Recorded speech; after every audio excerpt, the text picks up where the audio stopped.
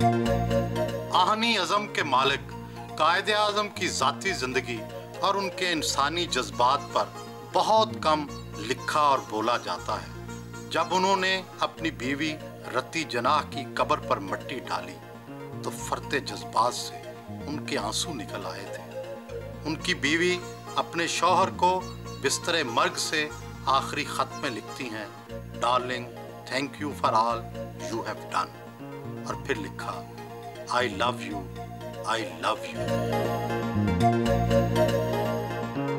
इस खूबसूरत मज़ार के माहिर तामीरात ने जब ये मज़ार डिज़ाइन किया तो उसने सफ़ेद संगे मरमर को इस्तेमाल करने की एक अलामती वजह भी बयान की। उसके मुताबिक कायदे आज़म की शख्सियत शफ़ाफ और बेदाग थी और करप्शन का कोई धब्बा या अकरबा परवरी का कोई दाग उनकी शख्सियत पर नहीं था। यही वजह है कि सफ़ेद शफ़ाफ संगे मरमर उनके मज़ार पर इस्तेमाल किया गया है। मेरे जहन में ये सवाल पैदा होता है कि हम कायदे आज़म के किरदार की तरह शफ़ाफ क्यों नहीं हैं? हम सब ऐसे क्यों नहीं हैं? हम पर करप्शन के धब्बे क्यों लगते हैं? काश हम भी सब कायदे आज़म की पैरवी करें और उनके किरदार की तरह हम भी करप्शन से पाक और शफ़ाफ हो जाएं।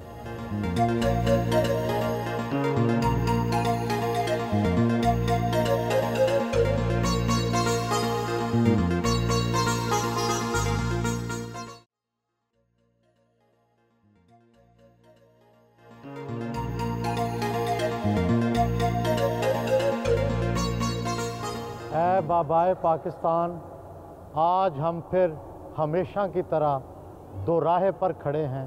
आइनी मसाइल हैं, मुआशी मसाइल हैं, खारजी मसाइल हैं।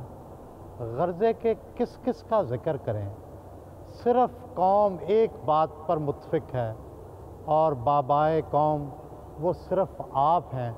हम सिर्फ़ आप ही की तरफ देखते हैं कि आप हमें रास्ता दिखाएं।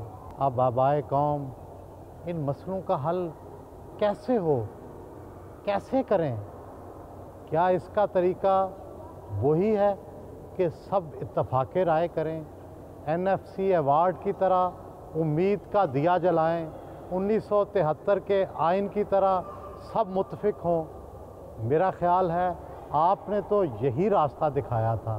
ऐ बाबाए कौम, हम सब के दिलों में वही इत्तफ़ाक़, वही मोहब्बत, वही पाकिस्तान के लिए उल्फत पैदा कर दे।